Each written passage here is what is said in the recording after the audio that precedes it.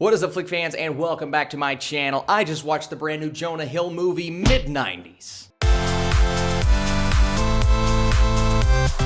And like I said, this movie is directed by Jonah Hill. It stars Sunny Suljic. I hope I'm pronouncing that right. And then Catherine Waterston popped in there, and I'm like, whoa.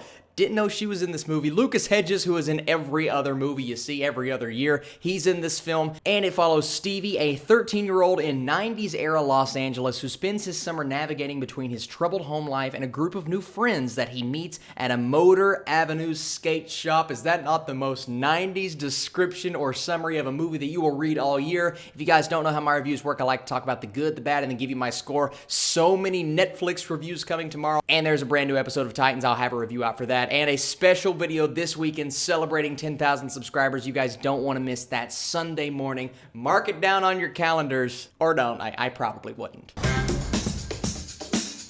Yeah, Mid90s, man. This thing was, first of all, a very just crisp and smooth 90 minutes long. It's a very short film. You're not there long, and you're locked in the entire time from beginning to end, and that is mostly due to Jonah Hill. The guy brings a sense of atmosphere that I've not felt in a long time. First of all, I love how he does the aspect ratio. I thought that was an interesting and stylistic choice. It's a choice we have seen before. We saw a movie like A Ghost Story, which is also an A24 film, changing up the aspect ratio, but I love that they did it here because it is, of course, a 90s movie. It looks like it's supposed to take place in the 90s. It even looks like it has that like minor film grain, and you can see the static running through the film. I just love all of the extra things that went into the filmmaking of this movie. Austin, it's a beautiful movie. We get that. You can feel the 90s in it. We get that. But how did you feel about the story? Because that is the most important part. Well, I can say the story was, it was very different than what I was expecting. It goes in directions here, and I'm not saying directions that take you out of the movie,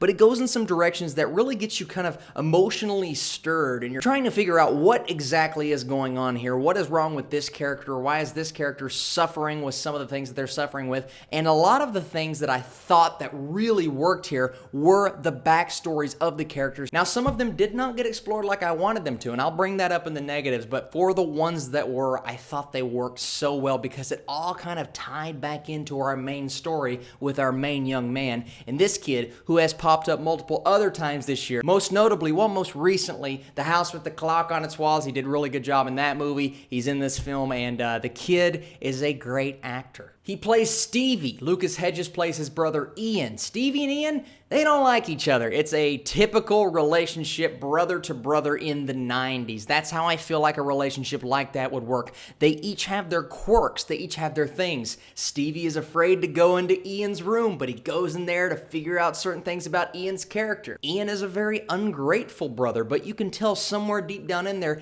he does love his little brother, even though he shows it in the worst way possible. But this is how relationships worked in the 90s. I'm sure it's how some of them still work today, and it has worked like that for a long time. But the brother-to-brother thing, it can be a very difficult thing to crack. I have a younger brother. My younger brother and I, we probably used to fight, and fight a lot. Actually, I know we used to fight. Definitely not on the level that they fought in this movie. I mean, Ian he's laying it on Stevie at times, and I'm like, oh, this is kind of hard to watch. But it's accurate to the time period. That's what kids did, and their mother is just trying to control them, and she can't do it. It's a hard thing to watch. It's kind of a sad thing to watch. This kid is trying to find his way. He's going down the wrong paths. He's going down paths that are going to lead him astray, but he does find older brother figures and people who aren't his older brother, and I like that element, that layer to the story. I thought that was a really nice touch. I've not seen a movie like this in a long time, and it gave me the feels. It gave me that, since I am a 90s kid, I just loved every bit of what they gave us in this movie, and I thought Jonah Hill really nailed it as a director. Now, the ending is something that I'll get into in a little bit, but overall, at the end of the film, after that really cool final scene, I will say I was satisfied. A lot of the times you walk out of here, you're like, I don't know, it just felt like an empty experience at the end. No, I was